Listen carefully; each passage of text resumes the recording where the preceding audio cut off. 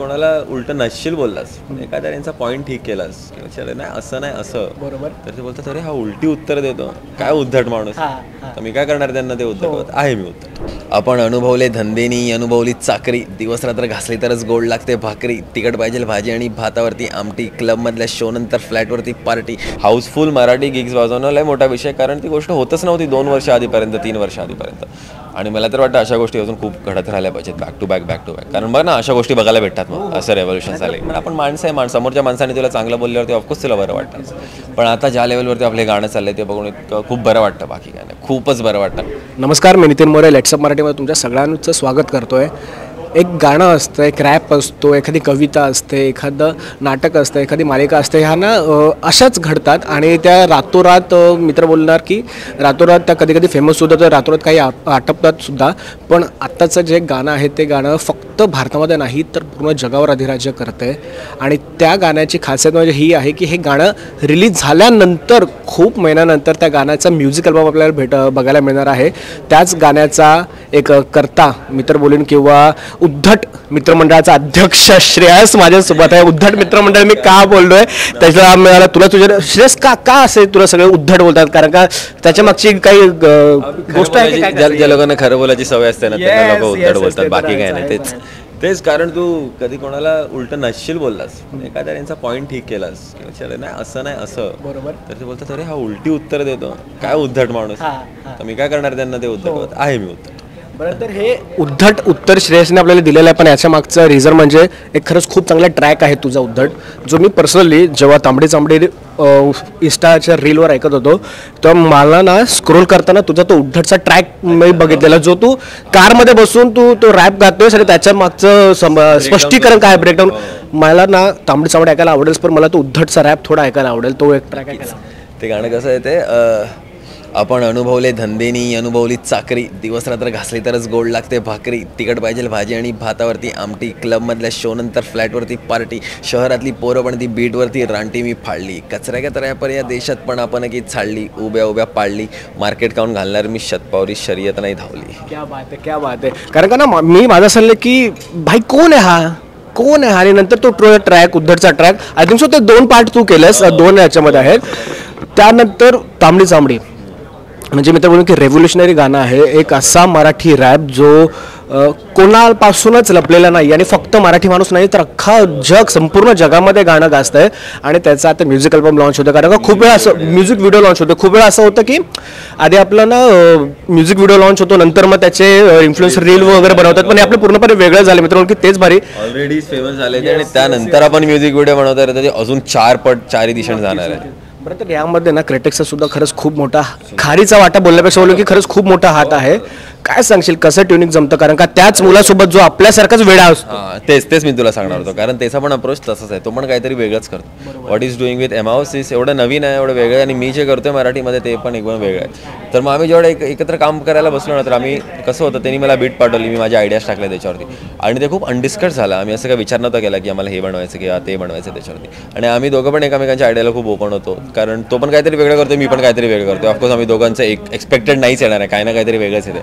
आणि ती बीट आहे त्याला पण एवढा डान्स वगैरे एवढा मस्त आहे की तू शांत नाही बसू शकत नाही, सदान कदा हलत राहशीलच.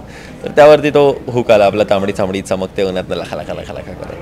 बरं, तर या दरम्यान ना जसजसं श्रेयस या माणसाच्या नावाला जशी ख्याती मिळायला लागली या गाण्यानंतर की ना मी तुझे खूप सारे रील्स, त्याच्यानंतर तुझे पॉडकास्ट वगैरे मी ऐकत गेलो. त्या दर पॉडकास्टमध्ये मला एक गोष्ट जाणवली, म्हणजे तू ज्या पद्धतीने उत्तर देतोस त्या पॉडकास्टमध्ये मला ही गोष्ट जाणवली की ना एक रॅपर असतो किंवा एक गायक असतो, मी रॅपरला सुद्धा गायक यासाठी बोलतो कारण का त्याच्याकडे सुद्धा तो उपन्यास पद्न्यास वगैरे सगळं असतो, एक अलंकार वगैरे जोडून तो रॅप बनत असतो. रॅप असा कधीच बनत नाही.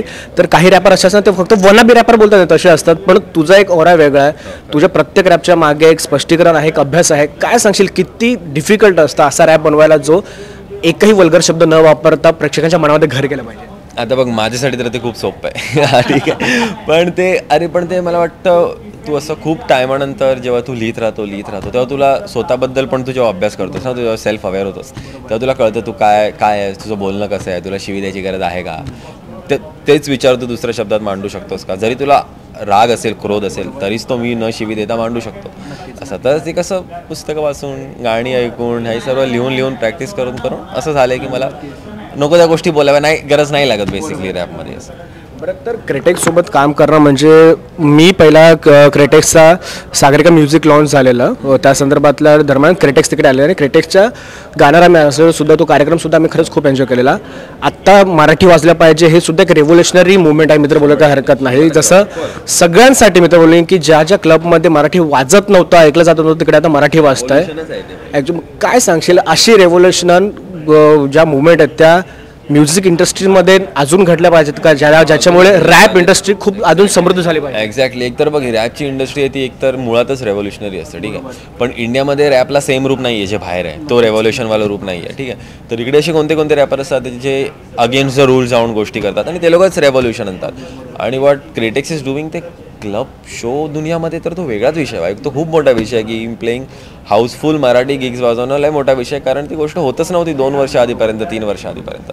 आणि मला तर वाटतं अशा गोष्टी अजून खूप घडत राहिल्या पाहिजेत बॅक टू बॅक. कारण बघ ना, अशा गोष्टी बघायला भेटतात मग असं रेव्होल्युशन झाले. मित्र बोलेन की पहिला असा मराठी रॅपचा व्हिडिओ लॉन्च सोहळा एवढा मोठा ग्रँड पद्धतीने सेलिब्रेट होणार आहे, कारण का ह्याच्या आधी चित्रपटाचे म्युझिक लॉन्च सोहळे वगैरे होतात, त्याचे व्हिडिओ लॉन्च सोहळे होतात.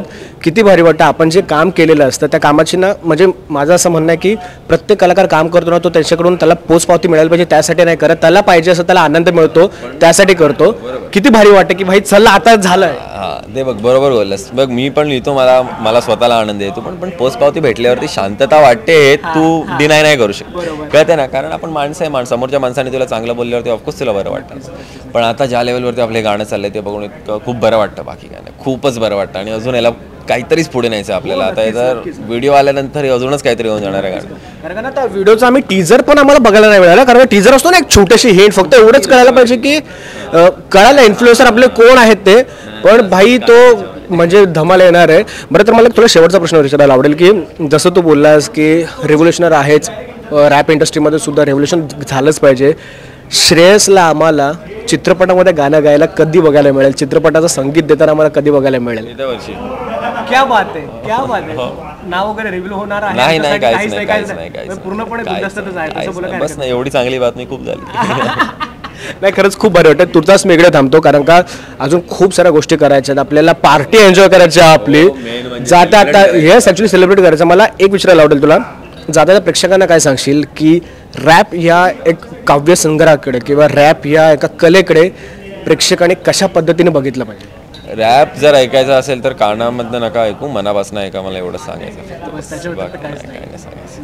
नाही, खरंच खूप भारी वाटतं. तुर्तास मी इकडे थांबतो आणि खरंच धन्यवाद. माझा पहिला इंटरव्ह्यू आहे श्रेयस सोबत आणि खरंच खूप भारी वाटलं.